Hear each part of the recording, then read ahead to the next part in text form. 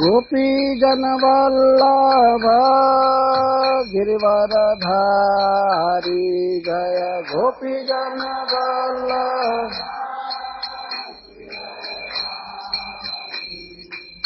यशोदानंदन व्रज जन रंजन यशोदानंदन। यमुना तीरा वनचारी यमुना तीरा।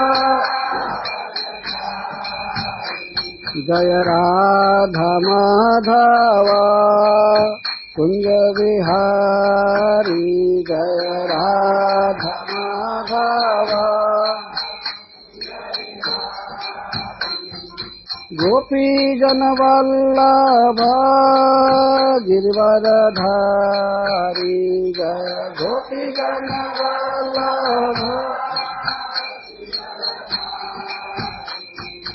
यशोदानंदन व्रज जन रंजन यशोदानंदन।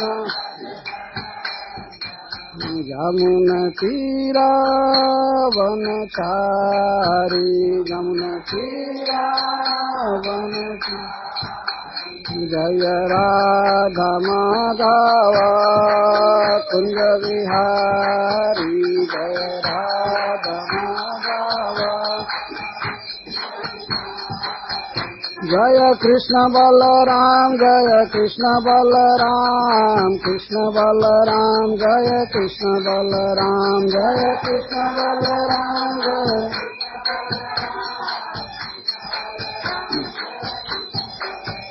जय राधा श्याम सुंदर राधा श्याम सुंदर राधे जय राधा श्याम सुंदर राधा श्याम सुंदर।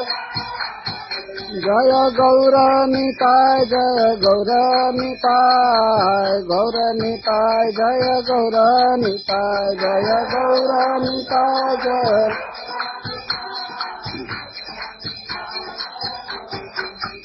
प्रभुपाद प्रभुपाद प्रभुपाद प्रभुपाद जय जय प्रभु।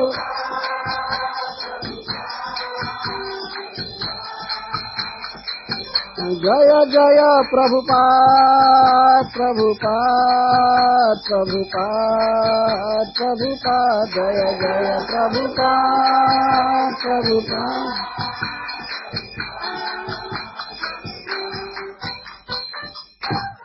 जय ओम विष्णुपाद परमहंस परिव्राजकाचार्य स्तोत्र श्री श्री श्रीमद् अभय चरणारविंद भक्ति वेदांत स्वामी श्रील प्रभुपाद की जय। अनंत कोटि वैष्णव वृंद की जय। ग्रंथराज श्रीमद् भागवतम की जय। श्री श्री कृष्ण बलराम की जय। श्री श्री राधा श्याम सुंदर की जय। श्री श्री गौर निताई की जय। गौर Premanandi. All glories to the assembled devotees. All glories to the assembled devotees. All glories to the assembled devotees. All glories to Sri Sri Guru and Gauranga. Jai Srila Prabhupada. Om Namo Bhagavate Vasudevaya.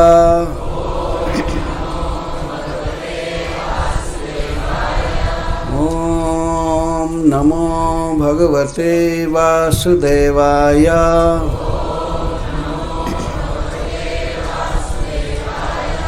Om Namo Bhagavate Vasudevaya.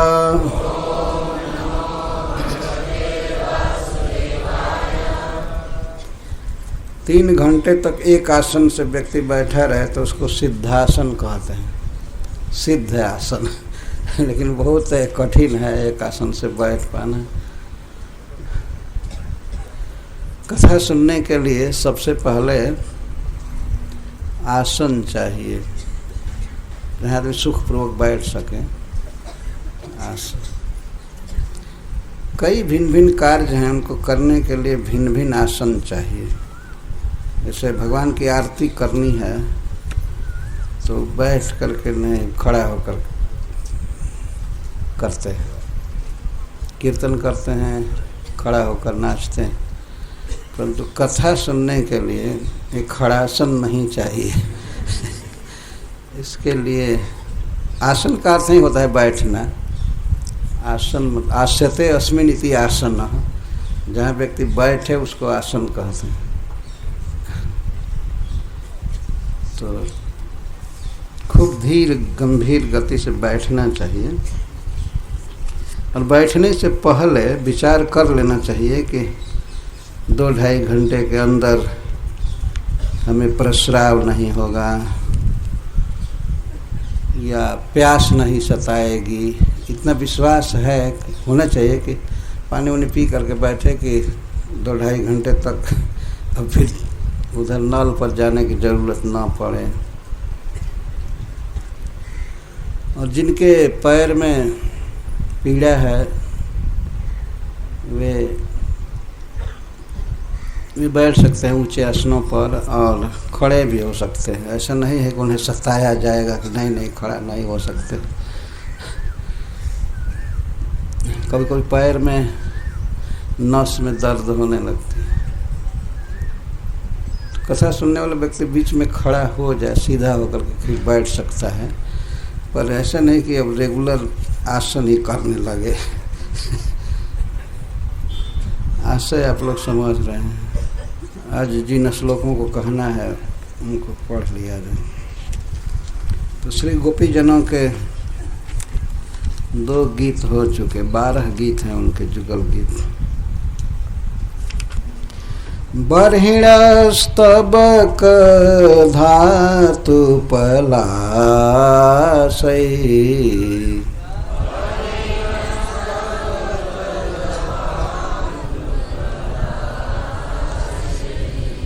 बद्धमल परिबर्ह विडम्बः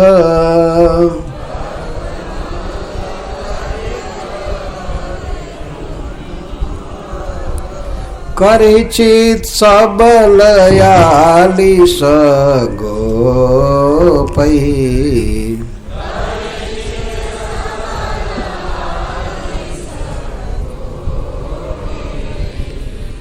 गाह समवयति यत्र मुकुन्दः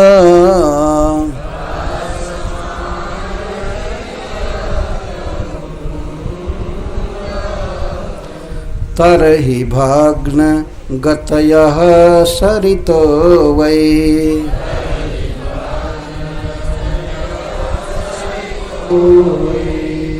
तत्पदाम्बुज रजो नीलनीतां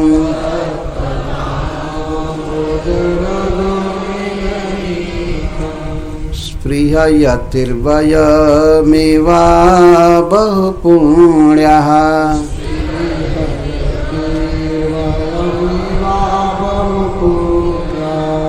प्रेम व्यपित भुजास्तिमितापः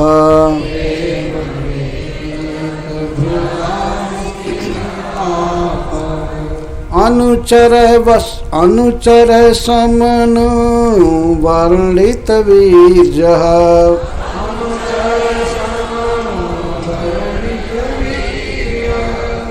अनुचर ही सम कैसे पढ़ेंगे इसको?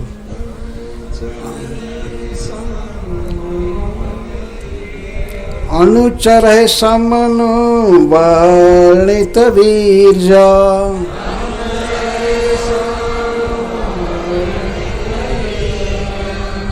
आदि पुरुष इवाचल भूति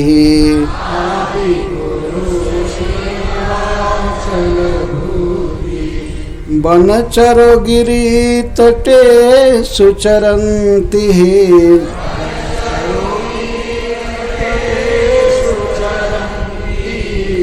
वेणुना वायति गास जदाहि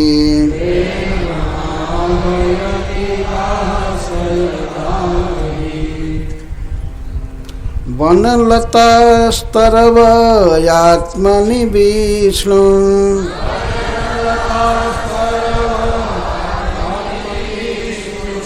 व्यञ्जयन्त इव पुष्पफलाढ्यः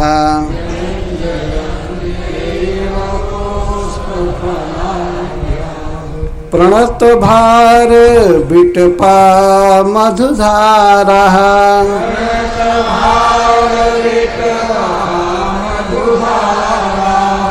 प्रेम हृष्ट तनव ससृजोष्म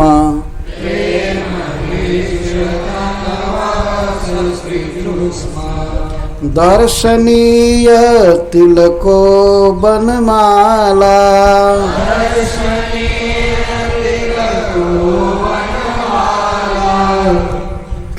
दर्शनीय तिलक अर्थ समान रूप से यही भक्त करते हैं जिनका तिलक दर्शनीय है, लेकिन वास्तविक यह अर्थ है कि दर्शनीयेषु सुंदरेषु तिलक,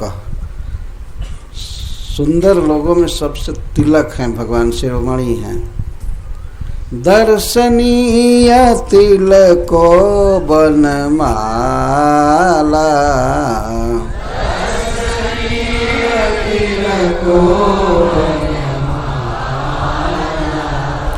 दिव्य गंध तुलसी मधुमातई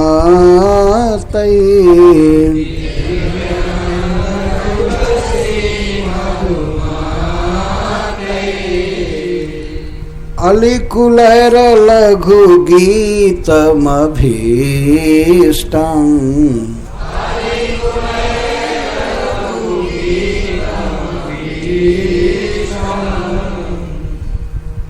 आद्रियंजर्हि संधित वेणुः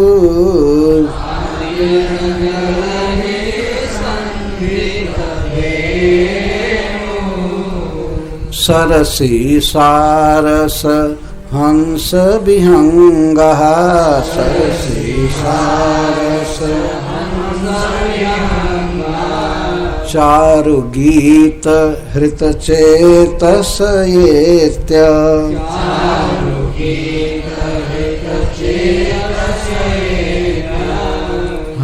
हरिमुपासत तेजत चेता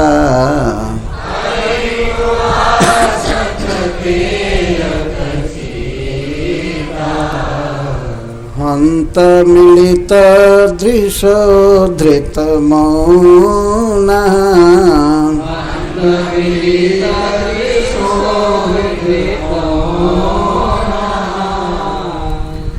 उच्चारण संबंधी एक व्याकरण का नियम यह है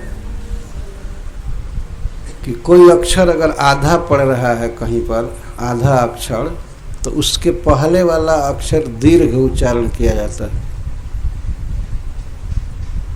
दीर्घ उच्चारण समझते हैं ना, थोड़ा देर से उसका उच्चारण किया जाता है और शब्द की और अक्षर की अपेक्षा। अगर उसके बाद कोई आधा अक्षर है उस अक्षर का उच्चारण दीर्घ किया जाता है। ऐसा ऐसे समझना चाहिए, यदि आधा अक्षर है तो उसके पहले वाला अक्षर दीर्घ उच्चारण होगा। जैसे चित्ता शब्द है, चित्ता, चीता, च पर हर्षिकार लगाया गया है तो थोड़ा दीर्घ उच्चारण करेंगे। ऐसे कहीं भी देखिए तब वो मीटर बैठ जाता है। सरसी सारस हंस विहंगा। अब इसमें देख सुनिए, सरसी मतलब सरोवर में, ब्रज के सरोवर में, सारस हंस, तो स के पहले ह अक्षर है और ह के बाद आधा न है, अनुस्वार जिसको कहते हैं। सरसी सारस हंस विहंग, यहाँ भी आगे चलकर ह पर रुकना है क्योंकि उसके बाद आधा अक्षर अंग, इसलिए विहंगा ऐसे बोल, ह पर रुकेंगे। ऐसे आगे भी जो है, जैसे एत्य, एत्य पर ए पर रुकेंगे। रुकने का मतलब ये नहीं टोटल रुक ही जाएंगे, चलते रहेंगे, लेकिन वहाँ साफ उच्चारण करेंगे दीर्घ। जत चित्ता, ची के बाद आधा त है तो ची पर रुकेंगे। हरिमुपासत ते जत चीता, ची पर रुक रहे हैं। और ह पर फिर रुकेंगे क्योंकि उसके बाद न है। हंत मिलित, अब त का ज़्यादा उच्चारण करेंगे क्योंकि उसके बाद री आधा द है, री है। हंत मिलित दृश्य धृत मौना, तो इस तरह से उच्चारण ठीक हो जाएगा। हंत मिलित दृश्यो, मिलित दृश्यो नहीं कहेंगे, कई भक्त पढ़ रहे मिलित दृश्यो, मिलित दृश्यो, मिलित दृश्यो, ऐसे पढ़ते हैं। ठीक है। धातु पलासे, बर्हिणस्तबक धातु पलासे, पथमल्ल परिवार विडम्ब, बद्धमल परिवार विडम्ब, करहि चित्त सबलाली सगोपे, करहि चित सबल आलिस गोपै, गाम समाहयति यत्र मुकुन्द, गाः समाहयति यत्र मुकुन्दः, तरहि भग्न गतया सरितो वै, तरहि भग्न गतया सरितो वै, तत्पदाम्बुजरजो नीलनीतम्, तत्पदाम्बुजरजो नीलनीतम्,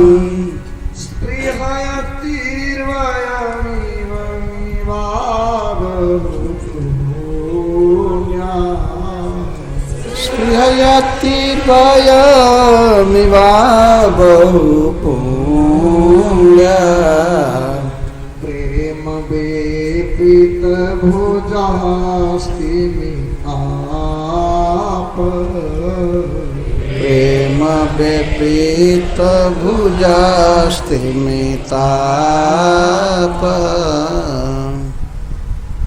अच्छा ठीक है, एक बार अर्थ कर देते हैं तो गाने में सुख मिलेगा। इस छठे श्लोक में गोपियां परस्पर संबोधन कर रही हैं। आली, आली मैंने सखी होता है। हे आली, हे सखी, ये इसमें संबोधन है। आली है ना यहाँ सबल के बाद, हे आली,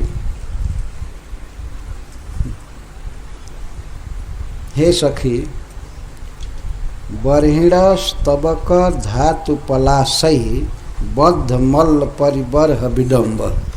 यह श्याम सुंदर का विशेषण है। कैसे हैं श्याम सुंदर? बर्हिण मयूर पिच्छानी, स्तबका पुष्प गुच्छ गुच्छ, धातव गैरिकादयश्च, पलाशानी पल्लवाश्च तैः बद्ध च असौ मल्लानां परिबर्ह परिकरः तं विडम्बयति अनुकरोति इति तथा सः। हे सखी, मयूर पुच्छों से, पुष्प गुच्छों से, गैरिक आदि धातुओं से और वृक्षों के नए कोमल कोमल पत्तों से श्री कृष्ण श्रृंगार किए हैं। कैसा श्रृंगार किए हैं?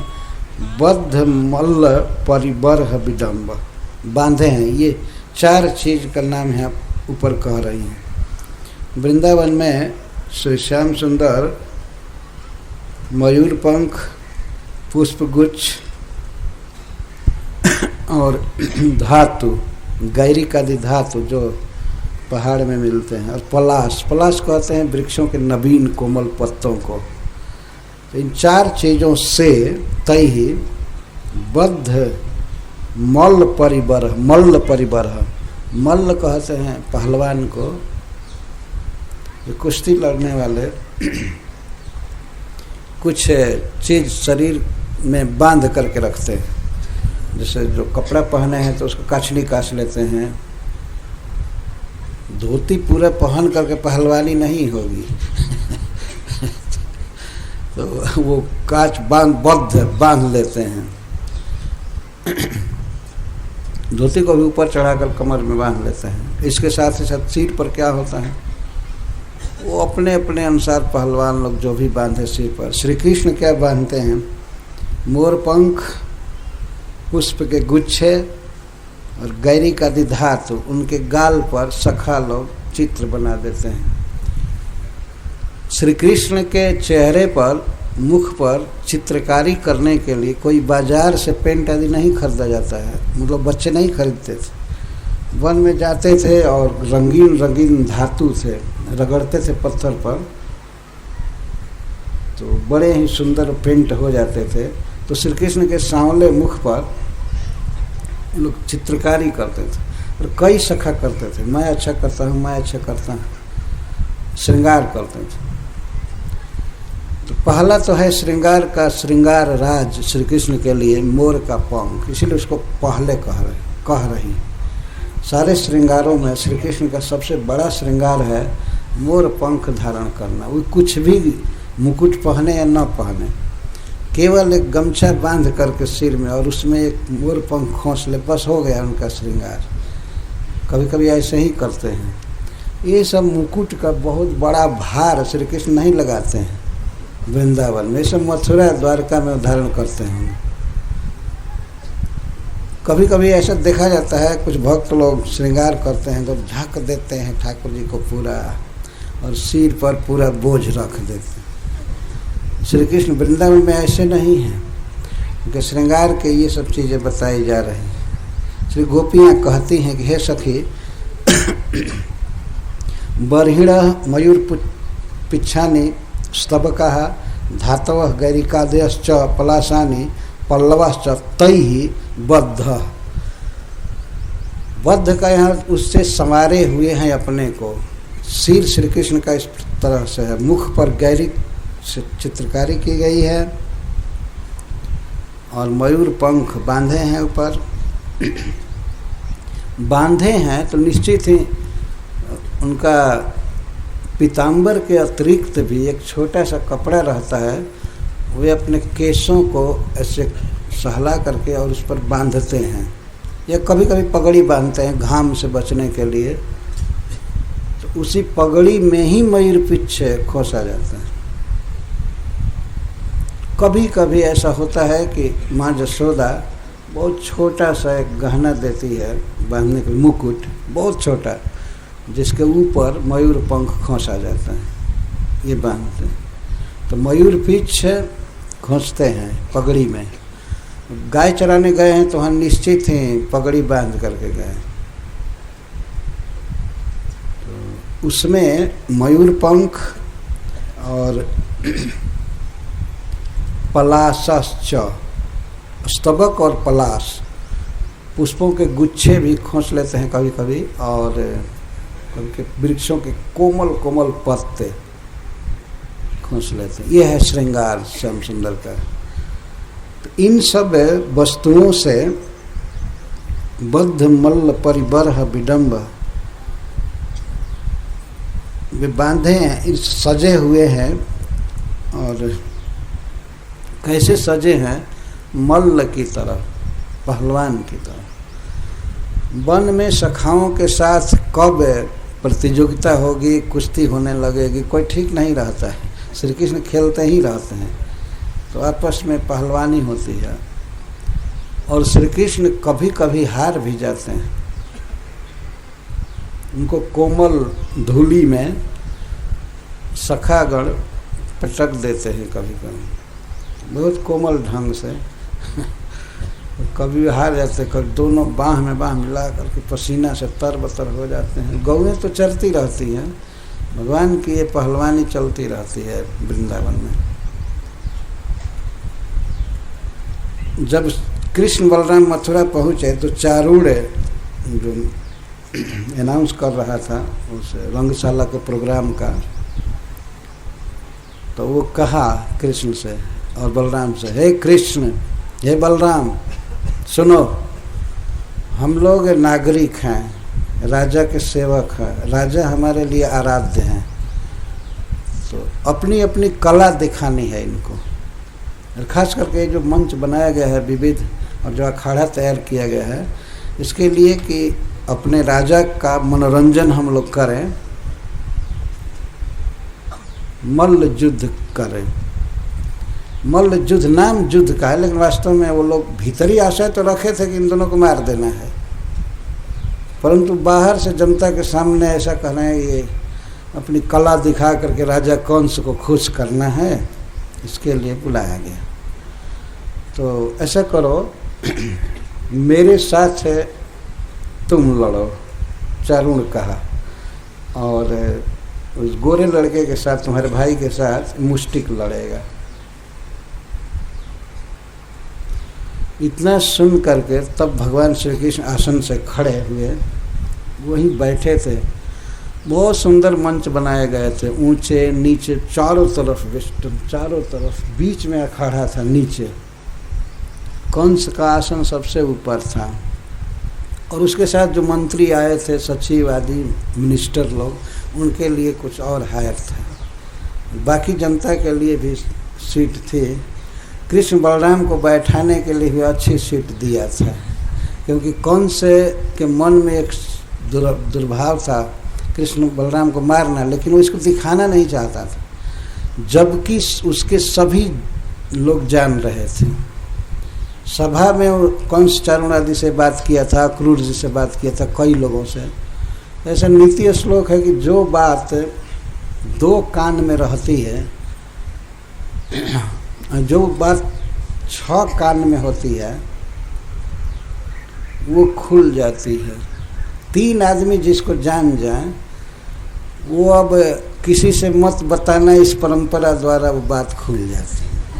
भी आपसे कह रहा हूँ ये बात, दूसरे से मत बताइएगा, और वो भी कहेगा यही बात जो सुना है।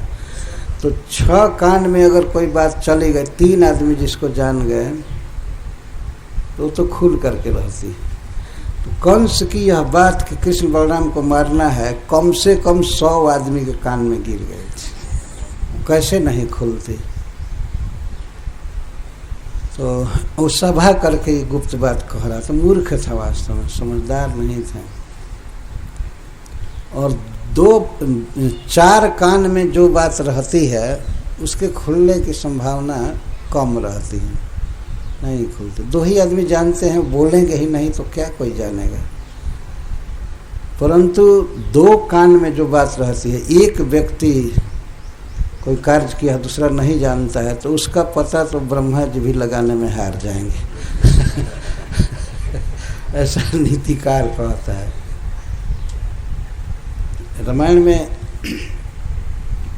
एक श्लोक आया है जिसमें खुद स्त्रियां कहती हैं, कैकेयी ने जब वरदान मांगा राजा दशरथ से कि राम को वन में भेजना चाहिए, तो अयोध्या की सारी स्त्रियां दुखी हो गई, और वे कहती हैं कि विधिहु ने नारी हृदय गति जानी, सकल कपट अघ्यव गुण खानी। ब्रह्मा भी स्त्री के हृदय की हाल नहीं जानता है, क्या उसके मन में कपट है, पाप है।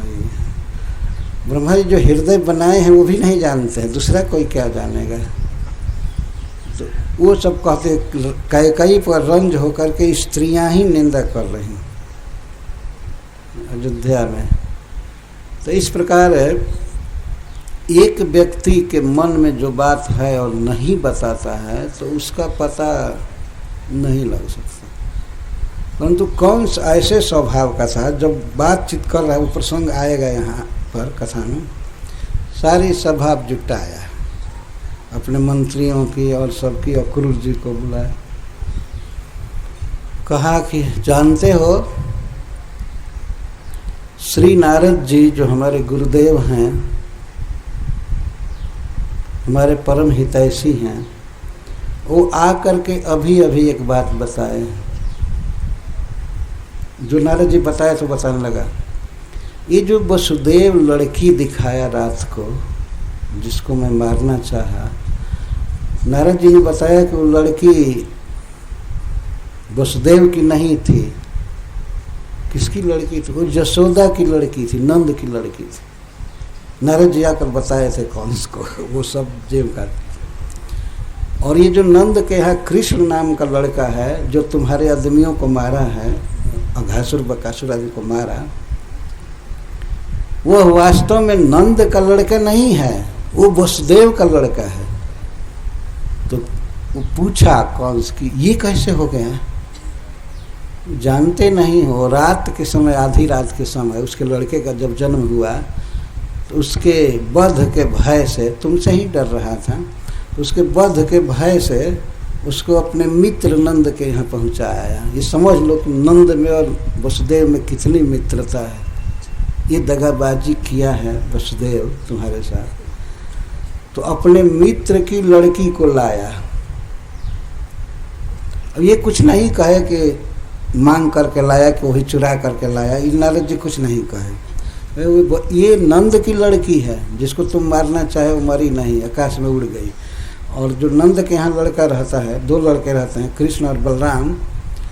तो बलराम तो रोहिणी का पुत्र है, वो तो वसुदेव का लड़का है ही, लेकिन जो कृष्ण है वो भी वसुदेव का ही लड़का है। रात के समय पहुंचाया था।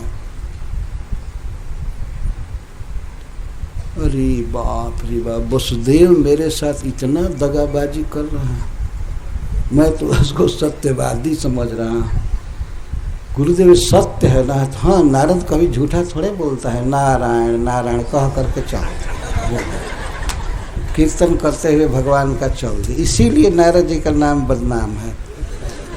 तो किसी को जो कोई दोनों दल के तरफ बातें करता है तो उसको लोग कहते हैं वो नारद है। तो नारद जी ये झगड़ा लगाकर चल दिए, ज़्यादा देर नहीं रुके। अब समझो जो कुछ करना है। तो ऐसे वो पूछा कि तब किया क्या जाए। पहले तो पूछा नहीं, सीधे तलवार उठाया और वसुदेव जी घर पर थे, उनको मारने के लिए, उनका वध करने के लिए चलने लग, तैयार हो गया। वसुदेव को आज ही काट देना है। तब श्री नारद जी अभी वहाँ से कहे, क्या हो गया, क्या कर रहे हो? वसुदेव का गला पहले काटूंगा। तब श्री नारद जी ने कहा, मूर्ख कहीं के, तुम्हारी मृत्यु वसुदेव के हाथ से है कि कृष्ण के हाथ से? नहीं, कृष्ण के हाथ से। तो इसको मार करके क्या करोगे? वसुदेव को मारने से क्या लाभ होगा?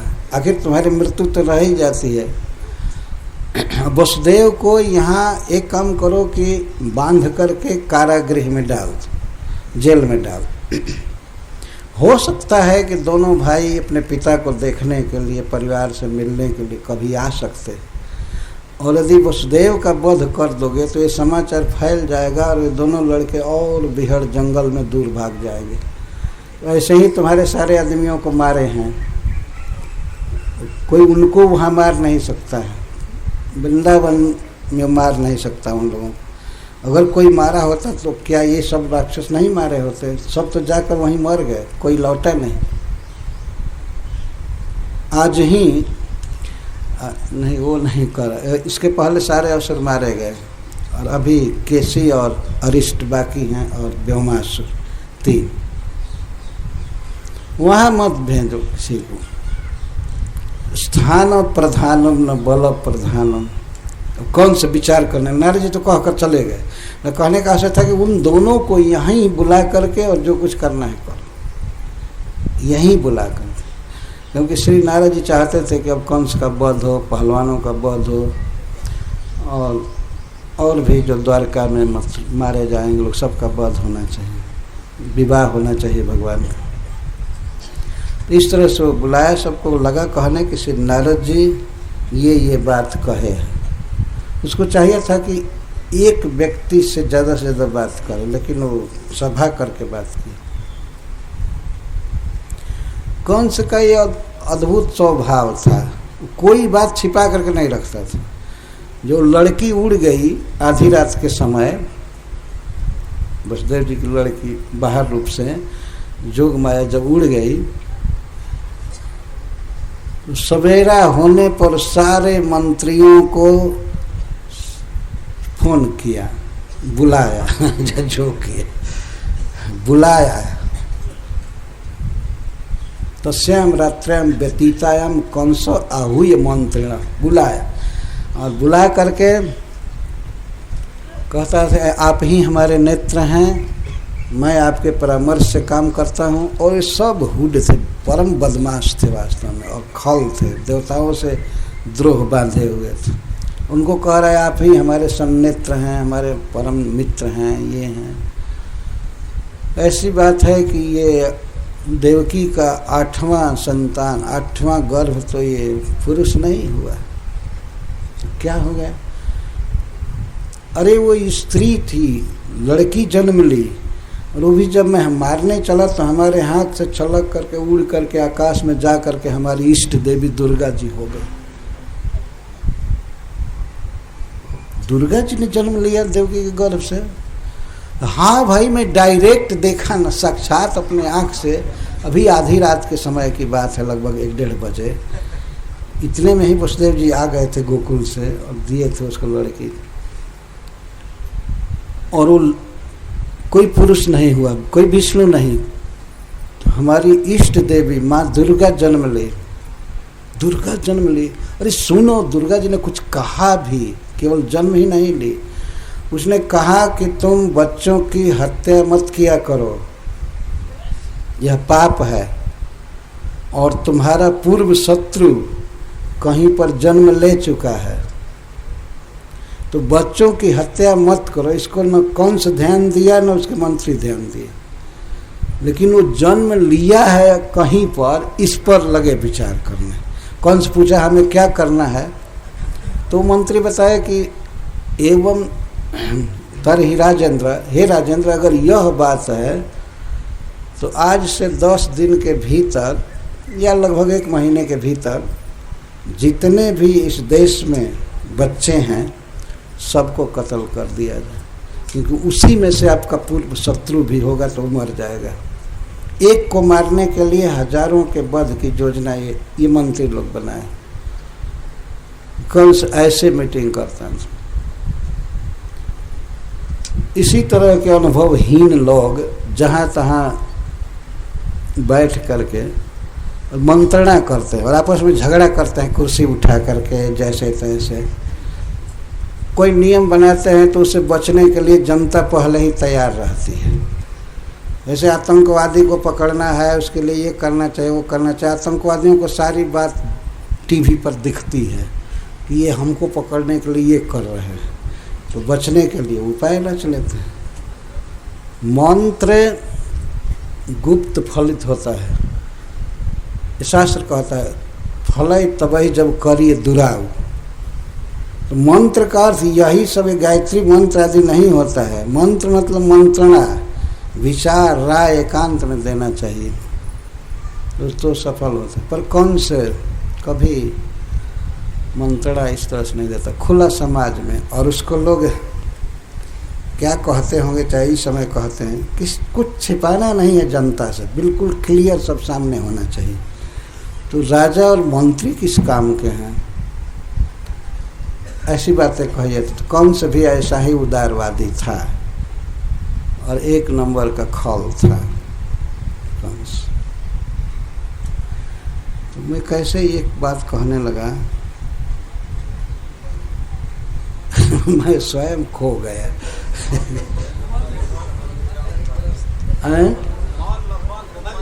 अच्छा, वो मल्ल शब्द से मथुरा जी की याद आ गई। ठीक है।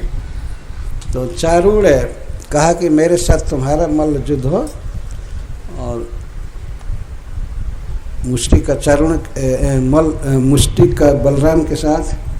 तो श्री कृष्ण उठे और कहे, हम अवश्य इसके लिए तैयार हैं, राजा को हम अपनी कला दिखाएंगे, लेकिन हम हमेशा अपने मित्रों के साथ रहे हैं। हम हमारे जोड़ का कोई मित्र हो, सखा हो, उसके साथ हम कुश्ती करेंगे। हम इतना कोमल शरीर वाले हैं, आप लोग कितना विशाल वज्र वाले शरीर हैं, कठोर और पर्वत के समान, हम आपके साथ नहीं युद्ध करेंगे। हरीश्वर जी कहते हैं भगवान सीधा कह रहे थे कि नहीं, हम मारना नहीं चाहते हैं। ये स्पष्ट भाषा में भगवान बोल रहे थे, कोई दोष न दे, कह रहे नहीं नहीं, हम युद्ध नहीं करेंगे। भगवान को मारना था, इन दोनों को, या जो भी पहलवान थे सबको मारना था। किस तरह से ईश्वर नहीं चाहता है, भगवान दिखा रहे थे। सुन नहीं, कहाँ हम कोमल शरीर वाले और आप लोग इतने भारी पहलवान, आप लोग और किसी के साथ युद्ध कीजिए, राजा का मनोरंजन कीजिए, लेकिन हमको हमारे कोई मित्र, हमारे सखा आए हैं, वो बैठे हैं गैलरी में, तो उनको भेजिए, हम उससे करेंगे कुश्ती, दिखाएंगे राजा जी। तो चारूण कहता, अरे न बालस न किशोरस तुम बच्चा हो, किशोर हो, 7 दिन पर्वत उठाए रखे, तुम कोई बच्चा हो? बच्चा कोई पर्वत उठाएगा? गोवर्धन धारण तुम किए थे कि हम लोग किए थे? किए थे ना। भगवान चुप हो रहे थे। न बालस न किशोरस तुम बलस च बलिनाम बरव, तुम तो बलवानों में भी, जो बलराम है ये तो बलवानों में भी बलवान है, इसीलिए इसका नाम बल है। वो भी कोई बच्चा नहीं है, कोई किशोर नहीं है। अभी अभी 3 लाख मन भारी धनुष को उठाया तुमने और उसको गन्ने की तरह तोड़ दिया, तुम बच्चा हो? मथुरा में जो धनुष रखा गया था 3 लाख मन का था। एक मन लगभग 40 किलो 38 किलो का होता है। जैसे 3 लाख मन का धनुष था, उसको उठाना ही कठिन था। उठाना क्या, खींच करके एक जगह से दूसरी जगह करना ही असंभव था। और उसको श्री कृष्ण उठाए, ऐसे बाएं हाथ से ऐसे उठाए और धड़ से गन्ना की तरह तोड़ करके एक टुकड़ा वे ले लिए और एक टुकड़ा बलराम जी को दिए। और जितने रक्षक आए थे, फेस्टिवल केवल बहाना किया गया था, धनुष की पूजा की जा रही, धनुष यज्ञ हो रहा था, कुछ ब्राह्मण हवन कर रहे थे, कुछ संतरी रक्षा कर रहे थे। जब धनुष टूटने की आवाज़ मथुरा जी में गूंजी जोर से, कौन से भी बेहोश होकर के गिर गया था अपने सभा में। तो और सब दौड़े, कौन तोड़ा कौन तोड़ा, क्या बोले तो क्या आवाज़ है, इसके लिए जुटे। और कौन तोड़ा, तो देखा कि दोनों लड़के ही तोड़े हुए हैं। मारने दौड़े, जो मारने दौड़े तो दोनों भाई धनुष का टुकड़ा ले करके, धनुष को संस्कृत में धर्म भी कहते हैं। हरीश्वर जी कहते हैं कि उनके धर्म से ही उनका वध की। तो धनुष लेकर के, धनुष से ही एक एक धनुष से मारना काफ़ी था। जो लोग आए बस गिरते मरते गए, मारने से गिरते गए। मथुरा जी में हल्ला हुआ कि तो बहुत भारी दहशत आ गई, बहुत बड़े खतरनाक 2 लड़के आ गए और सब भाग गए। लिखा गया कुछ लोग भाग गए। अब कौन आए मरने के लिए? ये उसी दिन की लीला है जिस दिन लोग पहुँचे और मथुरा जी में घूम रहे थे, देख रहे थे लड़के तमाशा या उत्सव है। तो उत्सव का प्राण था धनुष यज्ञ, दिखाया गया था। बहुत पवित्र वैदिक काम हो रहा है, पूजा पाठ चल रही है, लेकिन इस तरह से कृष्ण ने पूजा कर दिया। तब सवेरे कुबले पीढ़ रखा गया। इसके बाद वो रंगशाला में प्रवेश किए। तो चारुण कह रहा है, भगवान की अनेक लीलाओं को कहा कि इतना विशाल धनुष तुमने तोड़ा तो तुम बच्चा नहीं हो, किशोर नहीं हो। और यदि मान भी लिया जाए कि तुम किशोर हो, तो इसी अवस्था में इसी शरीर से अघासुर, बकासुर, धेनुक आदि का वध किए हो ना। वृंदावन में कोई दूसरा मारा है कि तुम दोनों मिलकर मारे हो। वो बहुत अच्छा तर्क दे रहा था। अगर किशोर स्वीकार भी किया जाए तो तुम लोग अद्भुत किशोर हो, और मारे इसको, मारे उसको, मारे हो। कालिए का दमन किए, इतने विकराल सर्प का। वो सभा को सुना कर कह रहा है, सुनिए, ये कह रहा है कि हम बच्चा है, किशोर हैं, हम नहीं युद्ध करेंगे आपके साथ, पर इसके कर में प्रसिद्ध है। नहीं नहीं, बहाना नहीं चलेगा। राजा को सुना कर कह रहा है, नहीं, तुम लोग बिल्कुल फिट हो, और हम जानते हैं कि वन में गाय चराते हुए ये अहीर के लड़के खूब कुश्ती लड़ते रहते हैं, और ताज़ा ताज़ा गाय का दूध, माखन, दही खाते रहते हैं, इसलिए मोटे मोटे होते। सब मालूम है हमको, तुम लोग बहुत बलवान हो, इसलिए युद्ध होना ही चाहिए। चलो तुम मेरे साथ करो, और मुष्टिक बलराम के साथ। तो राजा के सामने बात हो रही थी, तो राजा कंस ने भी कह दिया, बिल्कुल अच्छी बात कह रहा है, बहुत अच्छा बोल रहा है। और जनता में से अधिकांश लोग मथुरा जी के थे, ये सब इस कांड को जानते थे। आपस में बात कर रहे हैं, स्त्रियां पुरुष भी, सभी लोग बात करने लगे। जब पहलवानी चालू हो गई तब स्त्रियां मथुरा की बहुत दुखी हुई। ओहो, इन दोनों बच्चों को इस सभा में इस तरह से तंग किया जा रहा है। कहाँ ये वज्र के समान शरीर वाले और पर्वत के आकार वाले पहलवान, और कहाँ ये दोनों बच्चे। अन्याय हो रहा है इस सभा में। वास्तव में इन दोनों को खुशी के समय, आनंद के समय ब्रज की स्त्रियां दिखती थी। गाय चरा करके आते थे या चराने जाते थे, बांसुरी बजाते हुए स्वरूप को ब्रज की स्त्रियां देखी हैं। धन्य वे हैं। हम तो इन दोनों को दुख के समय देखी, जब ये दोनों दुख में, उस दुख में नहीं थे लेकिन ऐसे भगवान अपने भक्तों को दुख देते हैं इस भाव से। उनको धीरज देते हुए कुछ स्त्री आपस में बात करते हैं, चाहे कुछ पुरुष आपस में, आप चिंता मत करो, ये निश्चित ही इन पहलवानों को मारेंगे। धैर्य दे रहे हैं। तत्कालिक घटना से चालू करके पीछे की घटनाएं बता रहे हैं।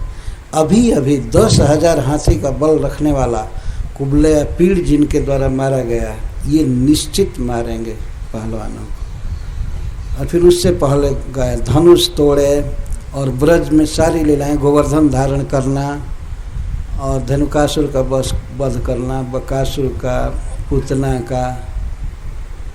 पूतना अनेन हता, ये बता रहे हैं। पूतना इसी लड़के के द्वारा मारी गई थी। अतः यहाँ पर कोई दूसरा दृश्य होने वाला है, धैर्य रखिए, इन दोनों का कुछ नहीं होगा, ये सारे पहलवानों का वध करेंगे। तो वहाँ पर मेरा तात्पर्य इतना ही था कि श्री कृष्ण बलराम पहलवान की तरह वृंदावन में वेशभूषा धारण करते थे और लड़ते थे। वो आनंद का राज्य है, खुशी का। तो श्री गोपीजन कह रही हैं, जिसको उन्होंने देखा है वन में कभी जा करके, अथवा अपने भाव नेत्र से या बच्चों के कहने के परंपरा से सुन करके वे वर्णन कर रहे हैं। बर्हिण स्तबक धातु पलाशई बद्ध मल्ल परिबर्ह विडम्ब। मल्ल जैसे परिकर बांधते हैं, अपनी वेशभूषा धारण करते हैं, ऐसे श्री कृष्ण मल्ल बन करके ये सब श्रृंगार करके मानो मल्ल का ही परिहास कर रहे हैं, अनुकरण कर रहे हैं। जैसे पहलवान करते हैं वैसे करते हैं, अथवा इतनी सुंदर पहलवानी करते हैं कि पहलवानों को भी विडंबित करते हैं, उपहास करते हैं। और सबलह गोपई सह, वैसे तो श्री कृष्ण सदा सबल रहते, श्री बलराम सहित। गाय चराने में वृंदावन में श्री कृष्ण बल के साथ रहते हैं, बलराम जी के साथ रहते हैं। सबल बलरामेण सहित, बलेन सहित, बलभद्र सहित, और गोपैश्च, और गोपों के साथ, श्री बलराम के साथ और अपने सखाओं गोपों के साथ। मुकुंद करहिचित वेणुना जत्र गाह समाह्वयति तरहि, ये एक श्लोक है। दूसरे श्लोक में क्या प्रभाव पड़ता है नदियों पर, इसका वर्णन करते हैं। तो श्री कृष्ण सदा बलराम जी के साथ रहते हैं और गोपों के साथ। वर्तमान गोपैश्च सह वर्तमान मुकुंद, मुकुंद जब गौओं को बुलाते हैं किस चीज से, वेणुना, इसमें छिपा हुआ है, वेणु शब्द आया नहीं है, लेकिन अपने आप समझ लेना चाहिए कि श्री कृष्ण गौओं को वेणु गान से बुलाते थे। पहले प्रथम जलपान कराने के लिए श्री कृष्ण गौओं को जमुना आदि नदियों के किनारे ले जाते हैं, चाहे मानसी गंगा के किनारे ले जाएं, जमुना जी के किनारे, सरस्वती के किनारे ले जाते हैं नदियों के तट पर। तो वहाँ पर पानी पीने के लिए बुलाते हैं, अथवा पानी पी करके जब गौएं वन में चरने के लिए नदी से निकलती हैं जल पी करके, गाह स जत्र जदा समाह्वयति, सम आह्वयति, जब बुलाते हैं सम्यक ढंग से, गौओं का नाम रख रख करके बांसुरी में बुलाते हैं। तो जब गौओं को बुलाते हैं तो नदियों पर ऐसा प्रभाव क्यों पड़ता है कि वे बहना छोड़ देती हैं। गोपीजन कहते हैं कि नदियाँ बहना छोड़ देती हैं, उनकी भुजाएं उठने लगती है कृष्ण के चरण कमल का आलिंगन करने के लिए। भुजा माने तरंग, और स्तिमित स्तब्ध, स्थिर हो जाता है। आपह जल, जिन नदियों का आपह जल स्तिमित हो जाता है।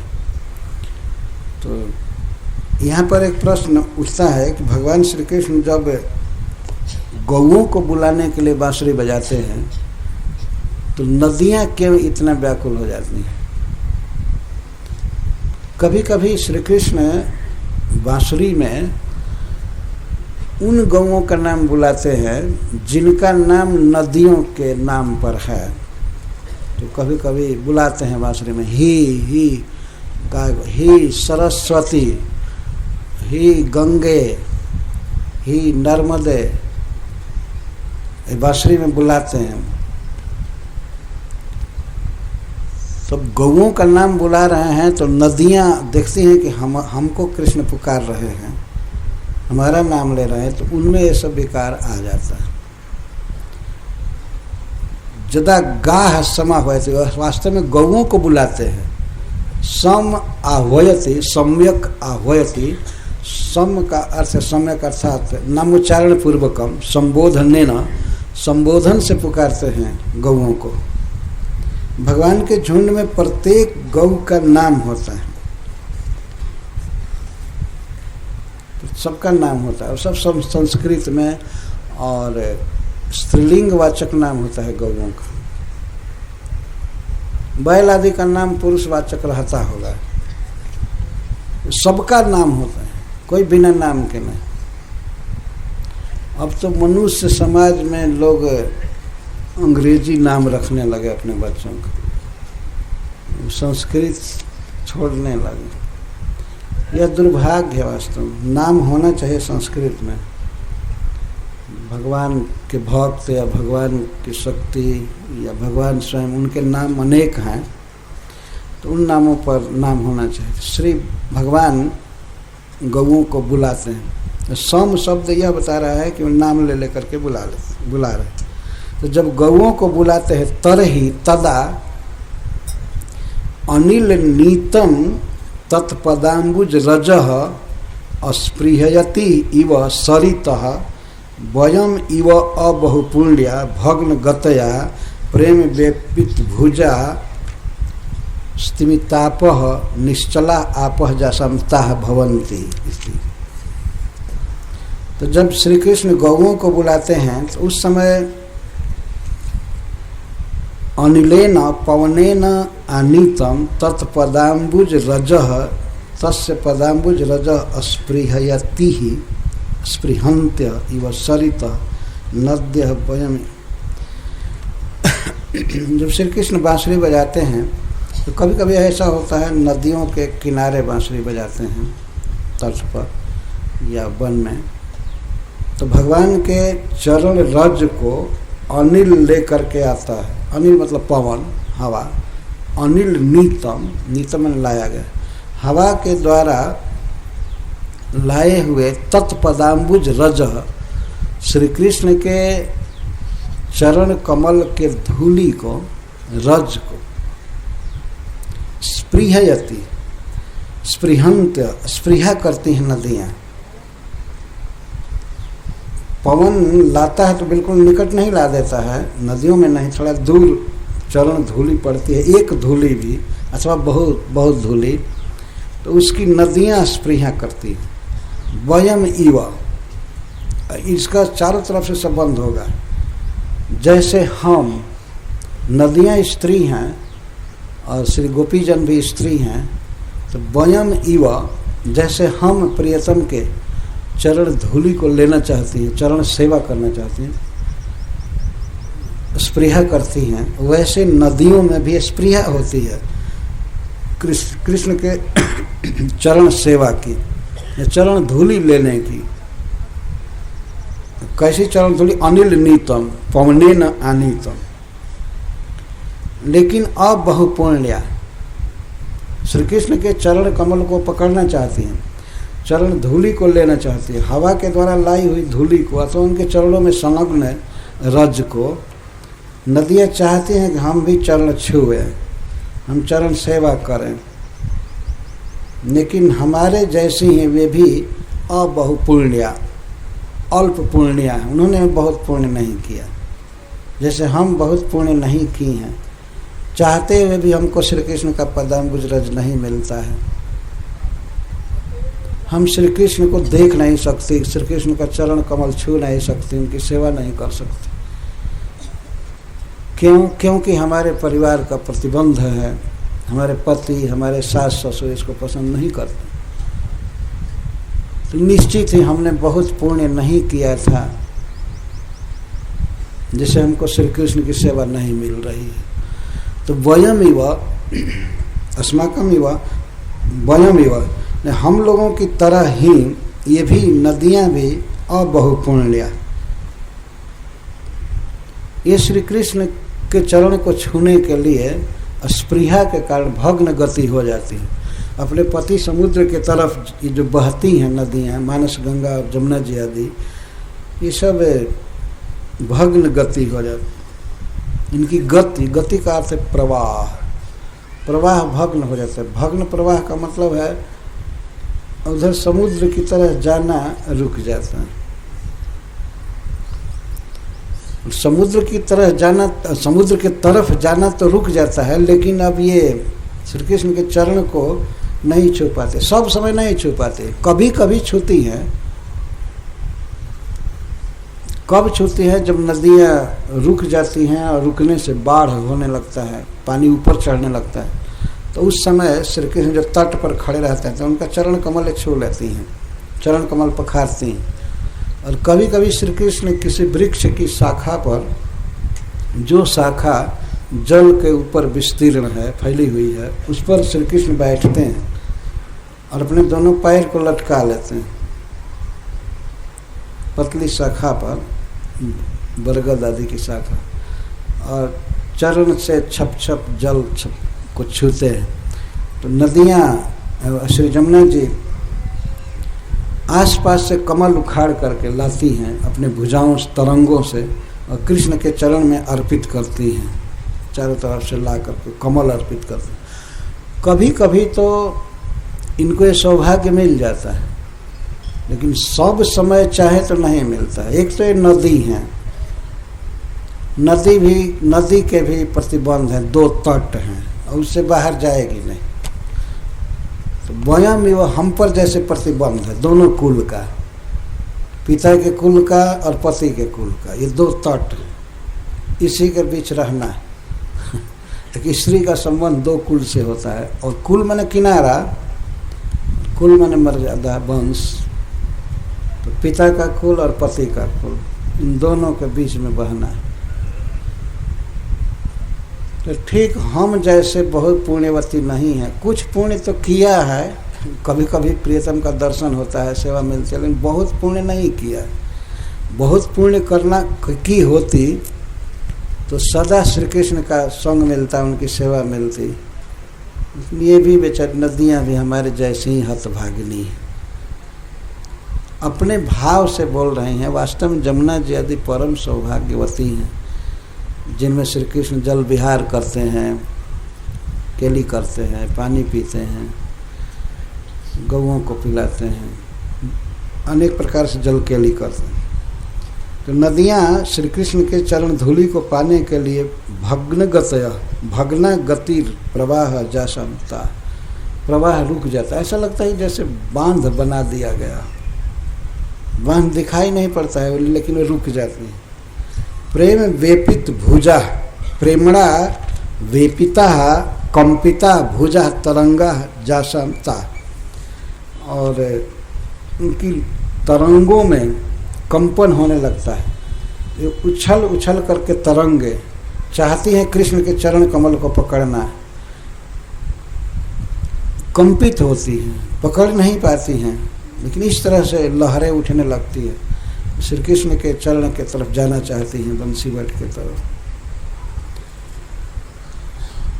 और स्तिमिताप, स्तिमित का अर्थ है निश्चल, आपह जल, उनका जल बिल्कुल अस्थिर हो जाता है, बहना छूट जाता है। स्तिमित का एक और अर्थ भी है, जो बहना जल का सहज स्वरूप है, बहना बहना तरल होना, ऐसा नहीं होता है। कभी कभी पानी बिल्कुल जम करके बर्फ हो जाता है, आइस हो जाता है, जम जाता है पानी पूरा,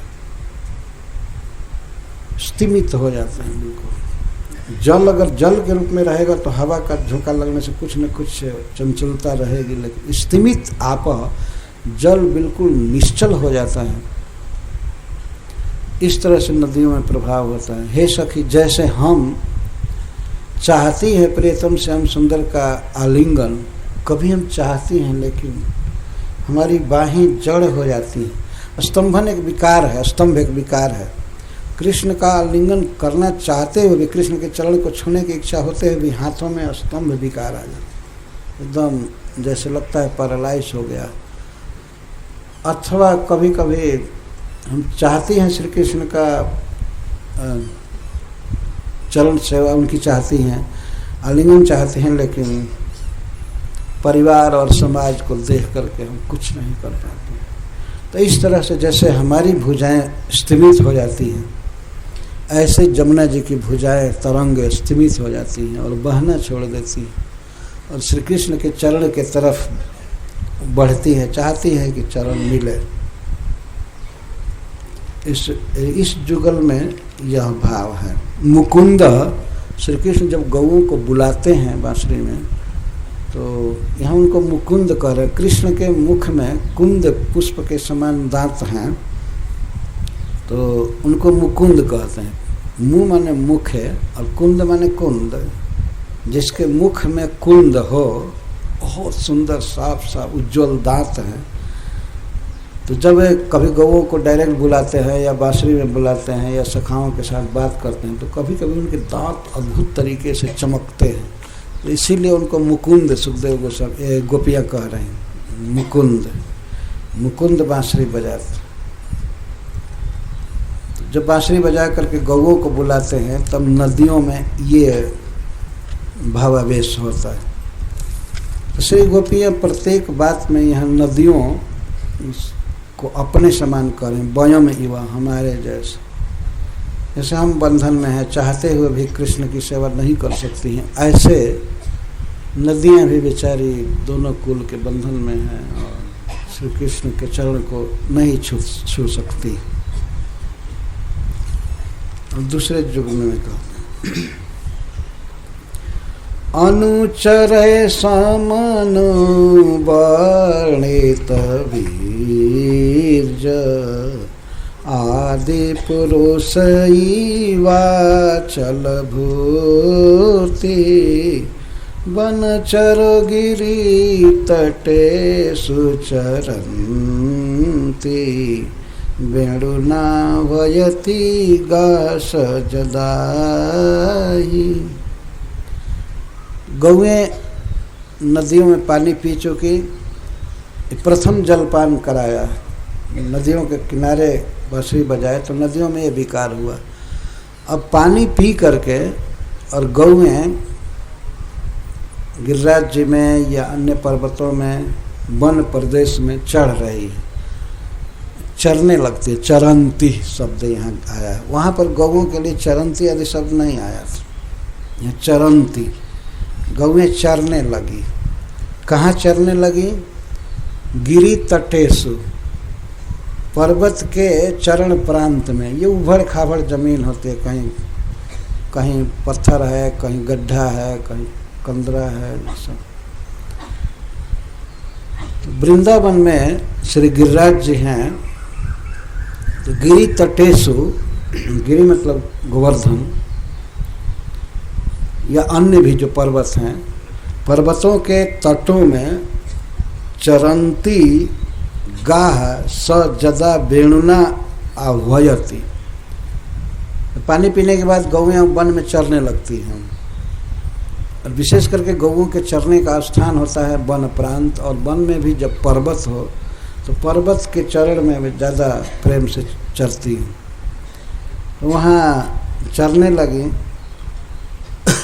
जब गौएं उधर चर रही थी आनंद से, तो भगवान कृष्ण के जो अनुचर हैं, जो उनके साथ ही नित्य चलते हैं, अनु का पश्चातचारी नहीं हुआ, अनुचर का अर्थ है अनु माने निरंतरम, जो निरंतर उनके साथ रहते हैं, ऐसे अनुचर गोप सखा इनके वीर्य का, लीला का, वैभव का वर्णन करने लगे। वीर्य का अर्थ होता है वीरता। तो अभी अभी जो उन्होंने उद्धार किया है शंखचूड़ का और सुदर्शन का, और भी बहुत प्रकार की वीरता किए हैं, गोवर्धन पर्वत उठाया है और कई वीरता का काम किया, उसको गाने लगे बच्चे, सखागण गाने लगे। अनुवर्णित वीर्य, वीर्य का अर्थ सुंदरता भी है, लीला वैभव भी है, या सख्य भाव आदि जो भी है सब वीर्य है कृष्ण का।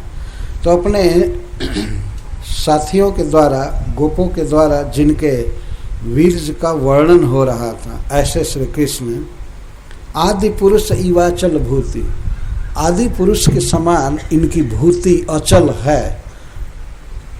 आदि पुरुष सस्य इव जस्य अचल भूति, अचला भूति लक्ष्मी जस्य स्व।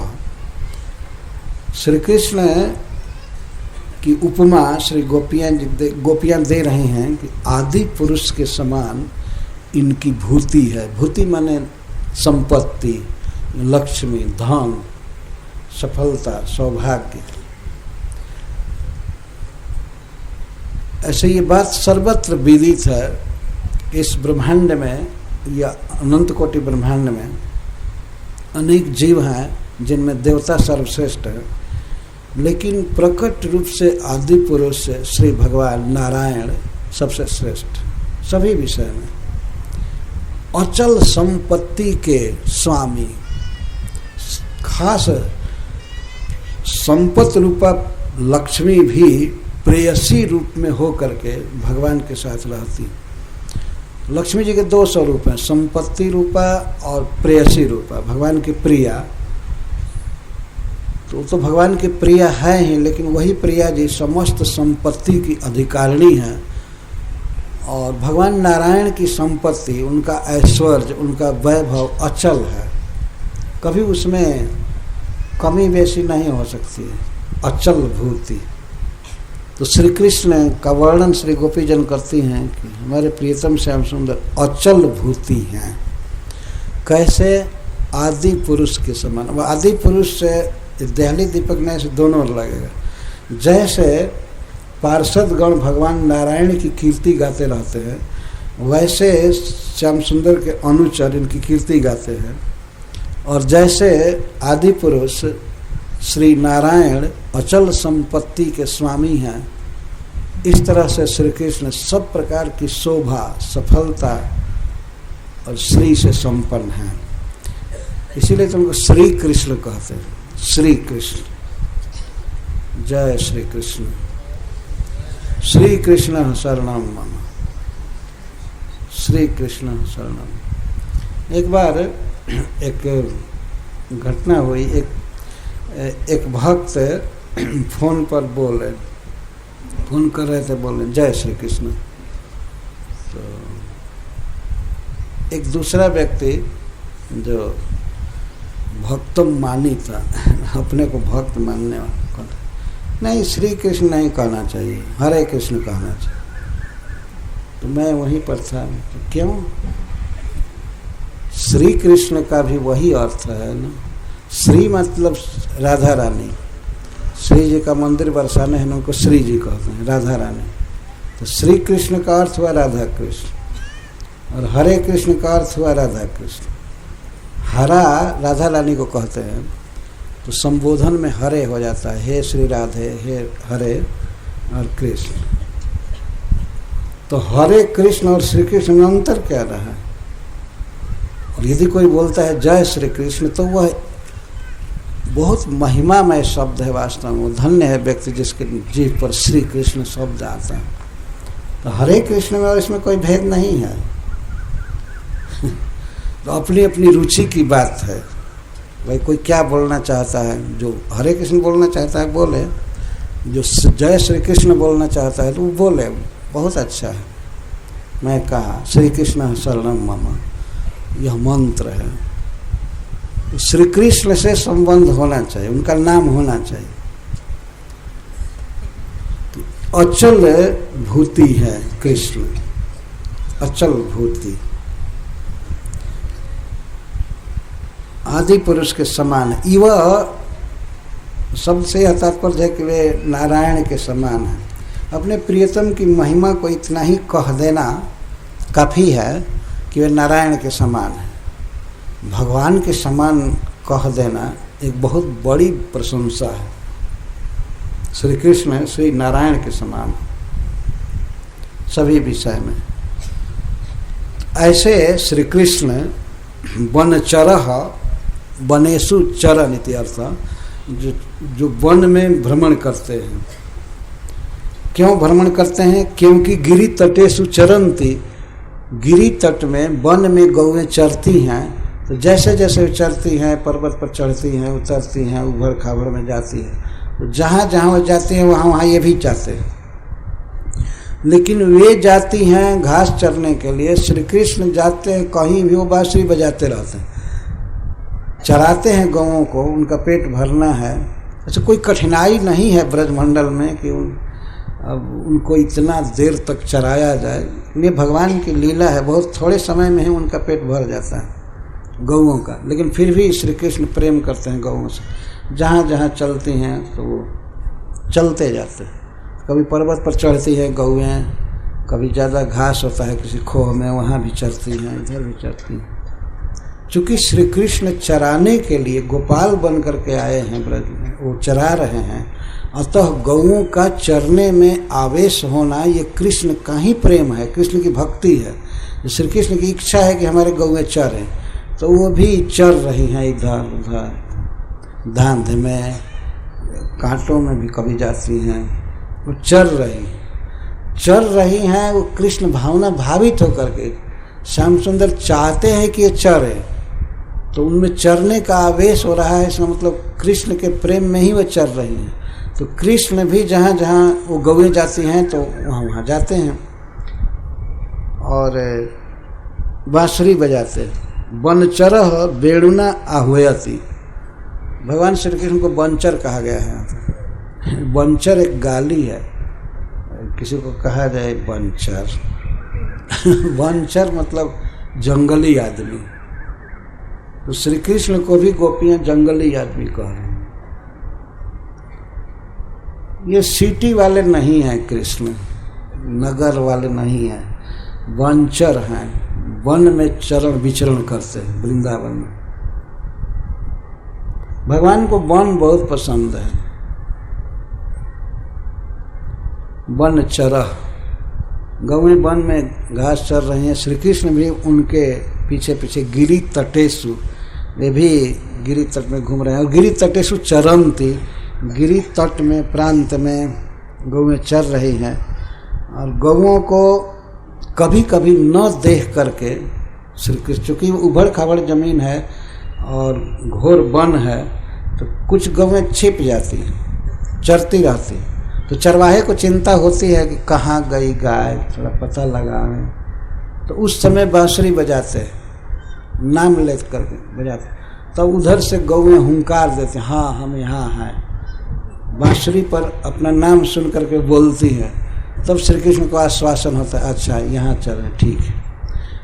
और जब जब ऐसे होता है वो बांसुरी बजाते रहते हैं। बांसुरी बजाना सामान्य रूप से एक अलग काम है, लेकिन आह्वान करना एक अलग बात। आह्वान का अर्थ है बुलाना, खबर लेना, कौन गाय कहाँ है। और कभी कभी ऐसा भी संभावना रहती है वन में ना कि कोई बाघ न पकड़ ले किसी गाय को, कोई संकट में न पड़ी हो, कोई खाई में कुआं में न गिर गई हो। ये सब भी लीला सौष्ठव के लिए, सुंदरता के लिए ब्रज में है प्रसिद्ध। भगवान के बड़े बड़े भक्त ही बाघ बनकर गरजते हैं। तो कृष्ण बलराम को भय होता है कि हमारी गाय को कोई बाघ ना पकड़ ले। और कभी कभी तो वे लोग भी से भयभीत हो जाते हैं, दोनों भाई भय से चकित हो जाते हैं कि बाघ गरज रहा है। या कभी कभी वो स्वयं ही नृसिंह देव बनकर गरजते थे। उनकी अपनी अपनी लीला है, भयभीत होने की भी लीला करते हैं।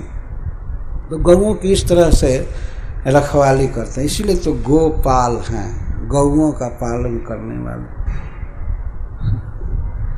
इस तरह से भगवान इस जगत में अवतीर्ण होकर के सिखा रहे हैं कि गौओं की रक्षा, गौओं का पालन परम आवश्यक कर्तव्य है। गाय की रक्षा होनी ही चाहिए। और सबसे विपत्ति, सबसे बड़ा संकट गौओं पर ही मनुष्य लाया हुआ है। सारी दुनिया में सब जगह गौओं की हत्या कर रहे हैं। मनुष्यों को शिक्षा लेनी चाहिए कि स्वयं भगवान गाय का पालन कर रहे हैं, क्योंकि गाय मनुष्य जाति के लिए सबसे महत्वपूर्ण जीव है। उसके जीविका में मदद करने के लिए सबसे महत्वपूर्ण। तो श्री कृष्ण गाय चरा रहे हैं। गिरि तटेषु, पर्वत तटेषु, विषम प्रदेशेषु इत्यर्थ। विषम प्रदेश में, उबड़ खाबड़ जगह में गाय चरा रहे हैं। तो चरती हुई गौओं का जदा ही वेणुना आह्वयति, जब वेणु से आह्वान करते हैं, बुलाते हैं, तदा जिसको बुलाते हैं उस पर कितना प्रभाव पड़ता होगा तो अलग की बात है। जब गौओं को बुलाते हैं वन में, तो उनके वेणु गीत को सुन करके प्रणत भार बिटपा मधुधार, प्रणत भार बिटपा पुष्प फलाढ्या प्रेम हृष्ट तनवः वनलता तरवः च आत्मनि विष्णु व्यंजयन्त्य इव मधुधारा ससृजुष्म या बब्रसुष्म। जब श्री कृष्ण गौओं को बुलाते हैं वन में बीच बीच में, तो वन की लताओं पर तथा वृक्षों पर क्या प्रभाव पड़ता है इसका वर्णन श्री गोपीजन कर रही हैं। वृक्ष और लताएं, ये लिंग व्यत्यय से वर्णन किया जा रहा है। वन लता के लिए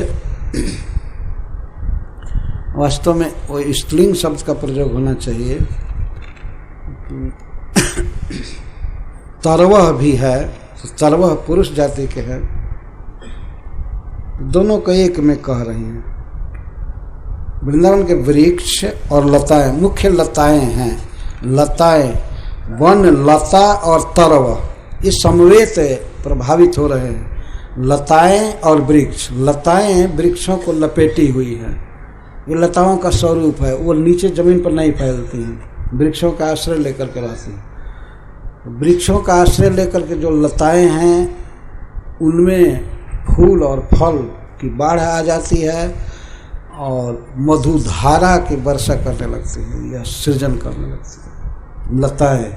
इसके साथ साथ पुरुष तरवः, तरु से तरवा बहुवचन में, तरवश्च ये कैसे हो जाते हैं? लता और वृक्ष कैसे हैं? प्रणत भार बिटपा, प्रणत और भार बिटपा, भार के कारण अतिशय फूल फल आदि लगने के कारण उनके बिटप शाखाएं प्रणत हो रहती। शाखाएं प्रणत हैं, नम्र हैं। प्रणत का अर्थ श्री कृष्ण और बलराम को प्रणाम कर रही, प्रणाम करती हैं लताएं और वृक्ष भी। पुष्प फलाढ्या, पुष्पै फलैश्च आढ्या युक्ता इत्यर्थ। लताओं में और वृक्षों में पुष्प और फल लद जाते हैं। बांसुरी के आवाज से ही सारे वृक्ष और लताएं फल फूल जाते हैं। तत्काल में भी नए फूल और नए फल तत्काल ही ससृजुष्म, उसमें आया है, आगे इसका अर्थ करेंगे। पुष्प फलाढ्य, पुष्प और फल से समृद्ध। प्रेम हृष्ट तनव, और लताओं का शरीर, वृक्षों का शरीर प्रेमड़ा हृष्ट, प्रेम से हृष्ट हो जाता है। प्रेम हर्ष युक्ता तनव जासनता, उनके शरीर प्रेम से पुष्ट हो जाते, हृष्ट हो जाते। वेणु ध्वनि सुन करके वृक्ष और लताएं प्रफुल्लित हो जाते हैं, उनमें पुष्प फल आदि भर जाते हैं और उस समय वे श्री कृष्ण के सामने भार से, पुष्प फल आदि के भार से झुक जाते हैं, प्रणाम करते हैं। वन लता, वन गता लता तरवश्च आत्मनि, और उस समय ऐसा लगता है कि जैसे ये अपने भीतर विष्णु को व्यंजित कर रहे हैं। ऐसे भगवान गीता में कहते हैं कि मैं ही समस्त प्राणियों में, भूतों में जीवन हूँ।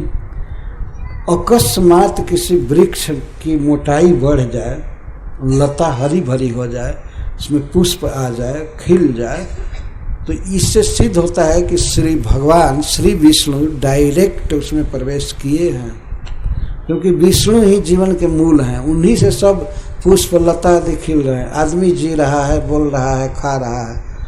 तो श्री कृष्ण के इस गुण को लेकर के उनको विष्णु कहा जा रहा है। विष्णु व्यंजयंतैव आत्मनि, अपने भीतर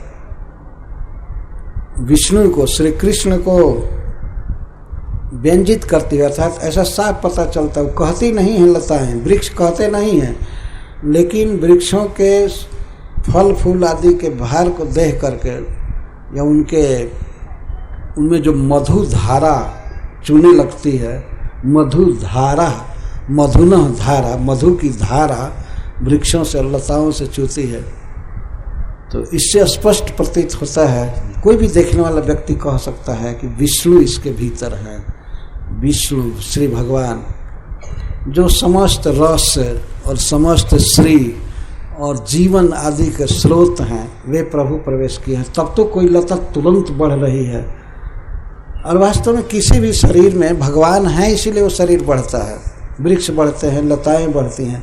भगवान यदि परमात्मा के रूप में न रहें किसी के शरीर में, तो शरीर बढ़ नहीं सकता है। विष्णु व्यंजयंत, वह विष्णु को प्रकाशित करते हुए से मधुधारा बब्रिशु, उसमें मधु की धाराएं बहने लगती हैं। तो यहाँ पर श्रील विश्वनाथ चक्रवर्ती ठाकुर एक बहुत रसमय अर्थ कर रहे हैं, वन लता और तरव। वे कहते हैं कि जैसे कोई गृहस्थ व्यक्ति भगवान की कथा सुन रहा हो या भगवान का कीर्तन सुन रहा हो और अपनी पत्नी के साथ है, जैसे वृक्ष अपने पत्नी के साथ, लता के साथ। तो इस पर विश्वनाथ चक्रवर्ती ठाकुर कहते हैं कि गोपियाँ कहते हैं कि गृहस्थगण जब भगवान की कथा सुनते हैं, संकीर्तन सुनते हैं, तो प्रेम से हृष्ट तन वाले हो जाते। प्रेम हृष्ट तनवा, भगवान के कीर्तन में और भगवान की कथा के श्रवण में एक ऐसा रस उत्पन्न होता है कि उससे शरीर के रोग आदि भी मिट जाते हैं। हृष्ट होना, वास्तव में जब मन प्रसन्न होता है तो शरीर भी ठीक होने लगता है। हृष्ट तनव, तन हृष्ट हो जाता है। तो कोई गृहस्थ अपनी पत्नी के साथ या बच्चों के साथ भी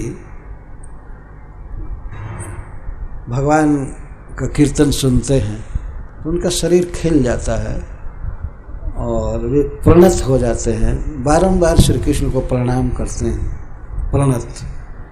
और मधुधारा ससृजुष्म, और उनके आँखों से अश्रु के रूप में प्रेम मधु की धारा बहने लगती है, रोमांचित हो जाते हैं। और रोमांचित, एक पुष्प फलाढ्या, ये रोमांच है, रोमांच हो जाना शरीर में और आँखों में आंसू आना और भगवान कृष्ण को, श्याम सुंदर को बार बार प्रणाम करना, ये दशा होती है। वृक्ष और लता के साहचर्य से, संगति से वर्णन गोपियाँ कर रही हैं। इसीलिए श्रील विश्वनाथ चक्रवर्ती ठाकुर गृहस्थ से इसकी उपमा देते हैं। और कोई ब्रह्मचारी सन्यासी तो किसी लता के साथ रहते नहीं हैं, वो अलग रहते हैं, तो इसीलिए गृहस्थ की उपमा दे रहे हैं। और वैसे ब्रह्मचारी या गृहस्थ कोई भी व्यक्ति जो भगवान की बातें सुनते हैं, कीर्तन करते हैं, तो उन्हें एक अद्भुत सुख की प्राप्ति होती है और उससे शरीर हृष्ट होता है, रोग मिटता है। इसका अनुभव कई भक्त करते हैं, खास करके कभी कभी कीर्तन सुन करके और भगवान की कथा सुन करके एक अद्भुत सुख का आस्वादन होता है। उस समय लगता है कि व्यक्ति बिल्कुल ठीक है और जीवन में कोई लालसा नहीं, कामना नहीं, बस ठीक है। जिस उद्देश्य के लिए मानव शरीर मिला वो हमारा पूरा हो रहा है। हम भगवान की कथा में हैं, हम भगवान के कीर्तन में, एक संतोष होता है और यह संतोष मन को और शरीर दोनों को पोषता है। प्रेम हृष्ट तनवा। यदि रोग भी मिटाना हो तो भगवान की कथा सुननी चाहिए। यही योग है वास्तव, भक्ति योग। हरे कृष्णा कृष्णा कृष्णा हरे हरे, हरे राम राम राम हरे हरे। ये रोग मिटाने की भी दवा है। ये रस ऐसा है, उसको कान से और जिह्वा से भी पिया जाता है। भगवान का नामामृत पीना, गुणगानामृत और श्रवण सुनना पीना, श्री कृष्ण का यह सहज स्वभाव है। श्री कृष्ण की कथा में भी, उनके कीर्तन में भी वही चमत्कार है जो उनके वेणु में है या उनमें स्वयं में जो कुछ रस है उनके कथा में। कृष्ण का नाम, कृष्ण की लीला, कृष्ण के गुण, ये सब सच्चिदानंद है। कृष्ण नाम, कृष्ण गुण, कृष्ण लीला वृंद, कृष्णेर स्वरूप सम सब चिदानंद। चैतन्य चरितामृत में कहे सब चिन्मय है, चिदानंद। केवल चिन्मय नहीं है, चिदानंद है, स्पिरिचुअल आनंदमय, स्पिरिचुअल आनंद, चिदानंद। उसमें सत्य पहले लगा दिया जाता है उनकी नित्य स्थिरता के लिए। नित्य हैं श्री कृष्ण, चिन्मय हैं और आनंद घन है, सच्चिदानंद। तो इस प्रकार कृष्ण के वेणु गीत को सुन करके जबकि वे गौओं को बुलाते हैं तो ये लताएं और वृक्ष मधुधारा की सृष्टि करती हैं, रोमांच होता है उन्हें, फूल फल आदि से लद जाते हैं। प्रेम, यहाँ पर गोपियाँ कह रही हैं, प्रेम हृष्ट तनवा। शरीर क्यों हृष्ट हो जाता है? पहले जो लता पतली पतली है, सुखी हुई है, वो बिल्कुल हृष्ट पुष्ट शरीर वाली, तत्काल प्रभाव देखा जाता है।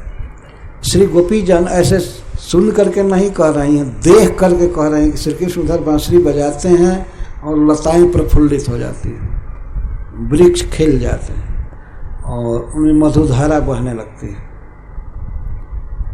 तो स्पष्ट रूप से कोई भी देखने वाला व्यक्ति जान जाएगा कि इसके भीतर विष्णु प्रविष्ट है साक्षात, क्योंकि विष्णु प्रविष्ट है, इसीलिए तत्काल बढ़ती हो रही है, सब कुछ आनंद छा रहा है।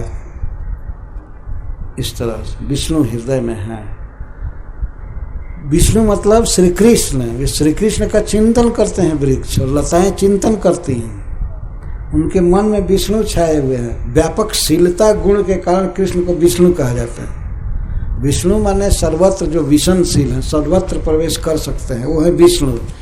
तो श्री कृष्ण इस तरह से वृक्षों में, लताओं में, सब जगह प्रविष्ट है। उनकी सफलता देखकर समझा जा सकता है कि विष्णु व्यंजयंत।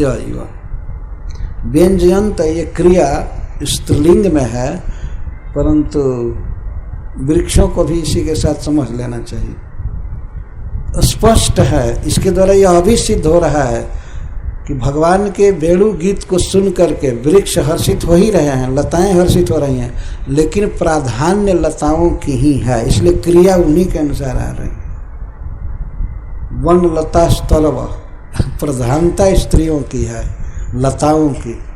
वे अधिक प्रेम में विभोर हो रही हैं वेणु गीत को सुनकर। तो जब पुरुष और स्त्री दोनों का वर्णन है, तो क्रिया स्त्री के अनुसार क्यों लगाई जा रही है? व्यंजयंत, अगर पुरुष का होता तो व्यंजयंत सीधा रहता, व्यंजयंत्य स्त्रीलिंग में प्रयोग किया जा रहा है। और इस समाज में देखा जाता है आज, इसमें कोई कपट या चपलूसी की बात नहीं है। पुरुष भी भक्ति करते हैं, स्त्रियां भी करती हैं, लेकिन वास्तव में स्त्रियां जितनी कृष्ण की भक्ति करती हैं उतना पुरुष नहीं करते हैं। भले तो ये डीटी वर्शिप जो कुछ भी गृहस्थों के घर में है, ये तो उन्हीं के जिम्मे सौंप दिया गया है ना।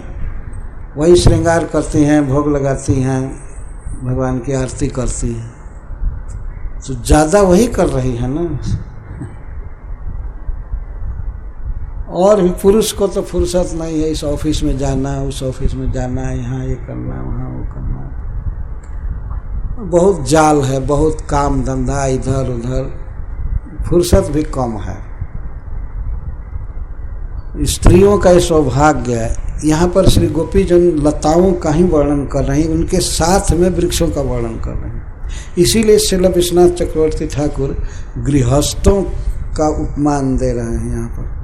जैसे गृहस्थ अपनी पत्नी के साथ भगवान की कथा सुनते हैं, कीर्तन करते हैं, तो उनको सुख मिलता है, हृष्ट पुष्ट हो जाते हैं, खिल जाता है, आनंद आता है और आँखों से आंसू चूने लगता है। इस तरह से लताएं प्रेम में विभोर हो गई बांसुरी के गीत को सुनकर।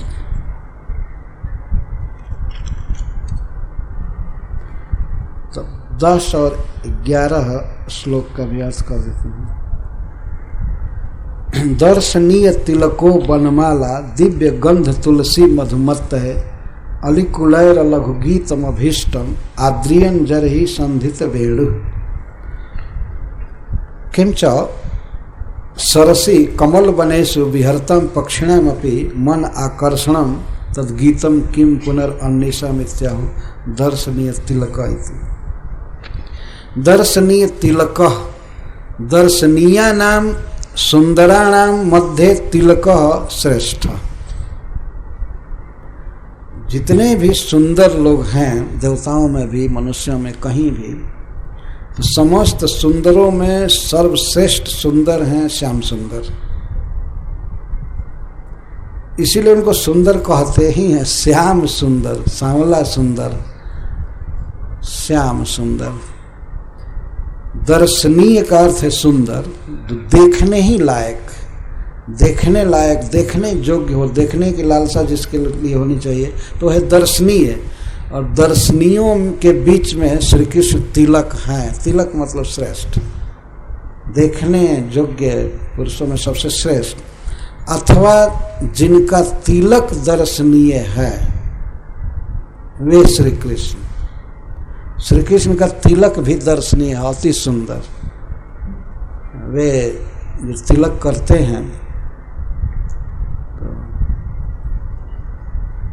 पीत वर्ण का तिलक धारण करते हैं श्री कृष्ण, और चंद्रमा की तरह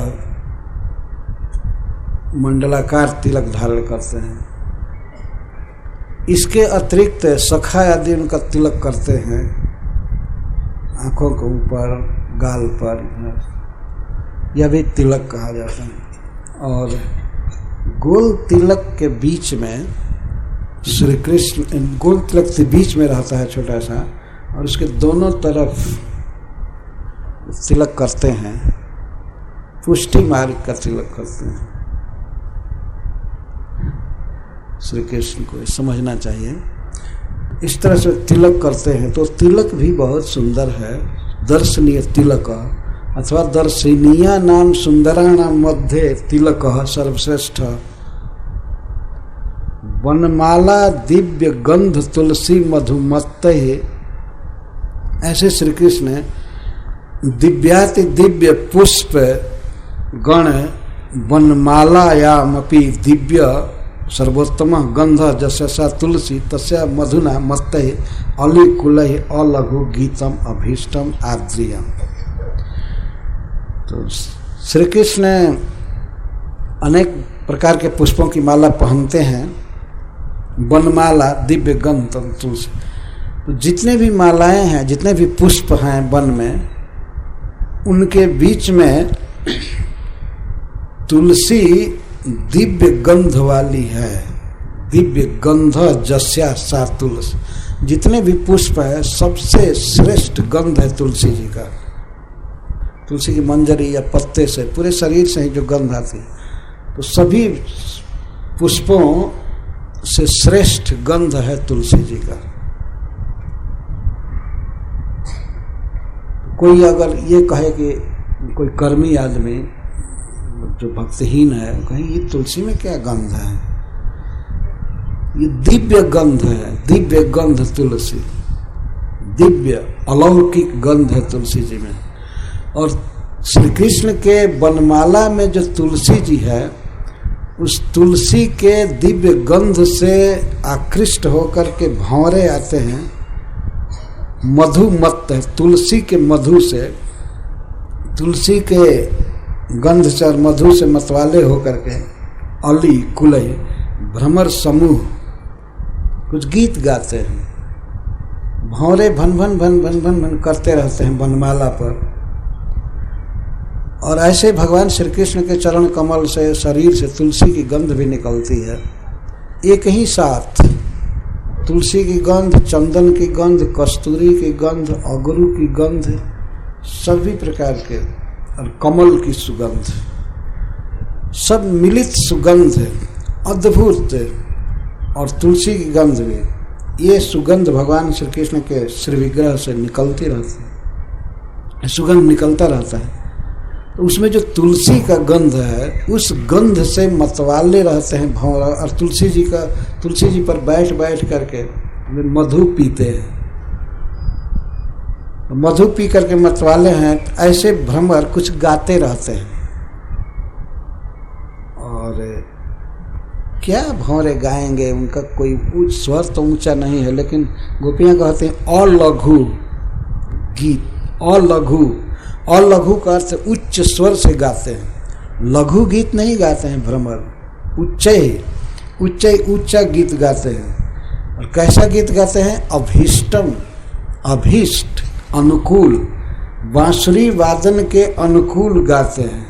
श्री कृष्ण बांसुरी बजाते हैं तो उनके ध्वनि के अनुकूल, उसी राग में, उसी तरह से, उतना ही ऊंचा स्वर वो लेते हैं। चूंकि सब भगवान के पार्षद हैं, श्री नारद जी आदि भ्रमर, तो वे भी भगवान के गीत में स्वर मिला करके गाते रहते, इसलिए इसको अभीष्टम गीतम कहा गया है। अभीष्ट गीत, कभी भी कृष्ण के गीत का उल्लंघन नहीं करते हैं, या नहीं ज़्यादा आलाप ले लें या बहुत मंद गावे, बोले ही सुनाई ना पड़े कि क्या गा रहे हैं, इसलिए अलघु, न लघु गीत अर्थात उच्च। आद्रियन, उनके गीत का आदर करते हुए, उनके गीत को सुन करके उसका आदर करते हुए श्री कृष्ण जब जदा अधरे संधित वेणु भवती थी, जब भंवरों के गीत को सुनकर, ये जो बड़े बड़े श्री नारद जी आदि भंवरा का रूप धारण करके भगवान की कीर्ति गाते हैं, ये भी कितना बड़ा सौभाग्य है भंवरों का। भगवान की वनमाला पर डायरेक्ट बैठ जाना और वहाँ पर जो अभी अभी नवीन पुष्प है उसका मधु लेना, और मधु पी करके और मतवाले होकर आनंद में विशुद्ध होकर के गान चालू करना, हरे कृष्णा कृष्णा कृष्णा हरे हरे, हरे राम राम राम हरे। तो जब श्री कृष्ण अधरे संधित वेणु होते हैं, संधित वेणु इसका अर्थ है कि पहले वे फेंट में कभी कभी खोस लेते हैं, गऊओं को चराने में छड़ी हाथ में लेते हैं और इधर उधर खोजते रहते हैं, लेकिन जब भंवरे गाने लगते हैं तो उनके गीत को सुन करके भगवान को भी अब उनके गीत में बाजा बजाने की इच्छा होती है। इतना सुंदर गीत गाते हैं कि उनके गीत को सुन करके संधित वेणु, अधर पर संधित मतलब सम्यक धृत वेणु, अधर पर वेणु रखते हैं। वेणु रख करके जब वो गाते हैं अथवा केवल वेणु बजाना रखते हैं, उनके गीत का आदर करते हुए, बहुत बड़े गायक गा रहे हैं तो बजाने वाले स्वयं भगवान हैं, वादक का काम कर रहे हैं।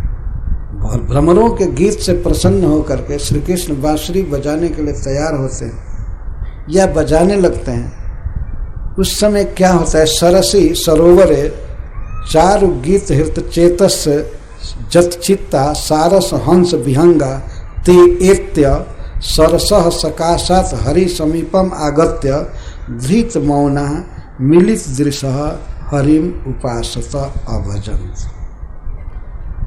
जब श्री कृष्ण इस तरह से बांसुरी अधर पर रखते हैं और भंवरे गाते हैं तो उस समय उनके गीत से आकृष्ट होकर के सरोवर में जो सरसी सारस हंस विहंगा, सारस हंस आदि पक्षीगण रहते हैं, जलचर पक्षी, वे भी ते एत्य उस सरोवर से आया करके, एत्य मतलब हरि समीप, हरि के श्री कृष्ण के समीप आ करके, और वे धृत मौना, ये बोलते नहीं हैं, बिल्कुल चुप, धृत मौना मिलित दृश्य, आंखों को बंद कर लेते हैं, आधे खोले रहते हैं, भगवान के चारों तरफ बैठ करके।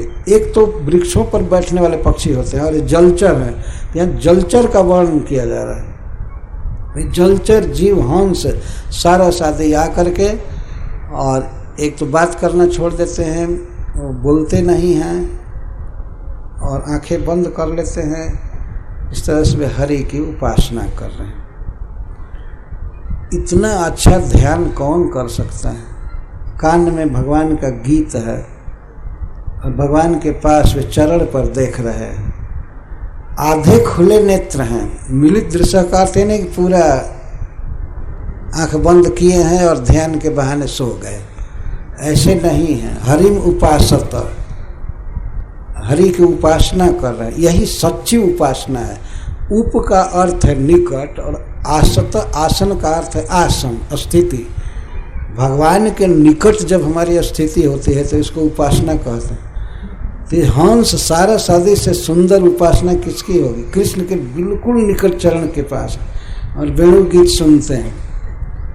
तो हरिम उपासत, वास्तव में हरि की ये उपासना करें। धन्य है हंस, हंस सारा शादी, और हम हतभाग्नि हैं, कभी भी प्रीतम श्याम सुंदर के चरण के समीप ऐसे बैठने को नहीं मिलता। ये गोपियां कह रही हैं। तो इस तरह से दो दो श्लोकों में एक एक लीला का वर्णन कर रही हैं। तो इसको जुगल गीत कहा जाता है। भगवान के बांसुरी गीत का ऐसा प्रभाव हो रहा है। जत चित्ता,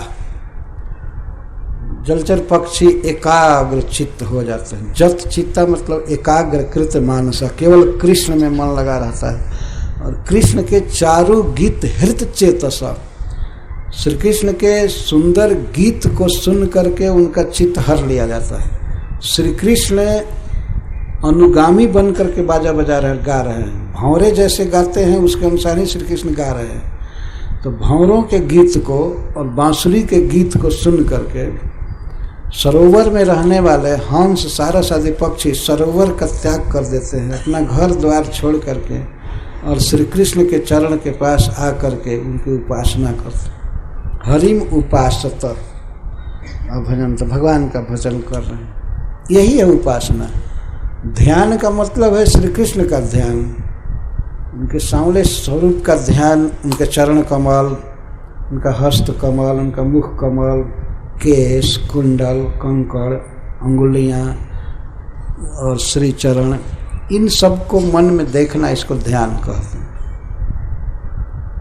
और इसके साथ ही उनका गाया हुआ गीत सुनना, गीता पढ़ना। ये भगवत गीता है, भगवान के द्वारा गाया हुआ गीत है भगवत गीता, जिसको साक्षात भगवान ने गाया है। यह स्वयं पद्मनाभस्य मुख पद्मद विनिश्रिता, पद्मनाभ भगवान के मुख पद्म से यह गीता निकली हुई है।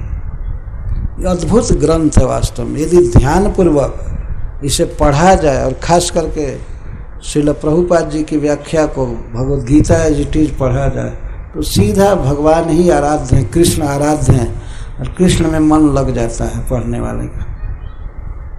तो ये गीता के महिमा, यह है उपासना। गीता पढ़ना, गीता पढ़ करके भगवान कृष्ण का भक्त हो जाना, उनकी पूजा करना, उनका ध्यान करना, उनका जप करना, उनको प्रणाम करना, उनके भक्तों से प्रेम करना, यह है उपासना। ये पक्षी सरोवर से निकल करके आकर भगवान के पास एत्य, इसी तरह से कभी कभी देखा जाता है कोई विरक्त व्यक्ति या कोई गृहस्थ है, गृहस्थी आदि से उब करके और सरोवर छोड़ करके वृंदावन आदि में आ करके हरि की उपासना करते, एत्य कृष्ण के पास आ करके। हम लोग भी यहाँ आए हैं तो वास्तव में भगवान के निकट आने का प्रयास कर रहे हैं। निकट ले जाने के लिए भगवान के पास दो साधन भागवत में बताया गया है, एक तो गंगा जी और दूसरा वेद शास्त्र। तो वेद शास्त्र भगवान के मुख से निकले हैं और गंगा जी भगवान के चरण कमल से निकले। ये दोनों अपने स्रोत में ले जाते हैं, जहाँ से निकले हैं अपनी जन्मभूमि, वहाँ की प्राप्ति ये दोनों कराते हैं। तो हम लोग को दोनों साधन सुलभ है। श्रीमद् भागवतम यह भगवान की प्राप्ति कराता है, और श्री गंगा जी जिन चरण कमलों से निकली हैं उन्हीं चरण कमलों में जीव की स्थिति ये करती हैं। इसलिए गंगा जी के जल को पीना, स्नान करना, आचमन करना, ये बहुत भाग्य की बात है। तो ये दोनों सुलभ है, दो महासाधन हैं जो भगवान की प्राप्ति कराते हैं। श्रीमद् भागवतम में भगवान का नाम है, नामात्मक ग्रंथ है, इसलिए भागवत की बहुत बड़ी महिमा है। तो श्रीमद् भागवतम और श्री गंगा जी, इन दोनों के आश्रय से हम भगवान श्री कृष्ण के चरण कमल की प्राप्ति कर सकते हैं, ये बहुत सुलभ है। और तीसरा महासाधन है भक्तों का संग, भक्तों का समाज है, इनके साथ इनको देखना, बोलना, खिलाना, सेवा करना, ये बहुत बड़ी बात है। वैसे तो अनेक समाज जुटते हैं, कहीं विवाह, कहीं किसी प्रकार, कहीं राजनीतिक पार्टी, कभी कुछ, उनके उद्देश्य भिन्न भिन्न होते हैं। उद्देश्य इतना निर्मल नहीं होता है। निर्मल उद्देश्य है कि भगवान कृष्ण में हमारा प्रेम बढ़े, माता गंगा जी हमारी मदद करें, और श्रीमद् भागवतम और संत जन, भगवान के भक्त जन। तो ये अच्छा अवसर है, ये हम लोगों का सौभाग्य है। हरे कृष्ण, जय श्रील प्रभुपाद।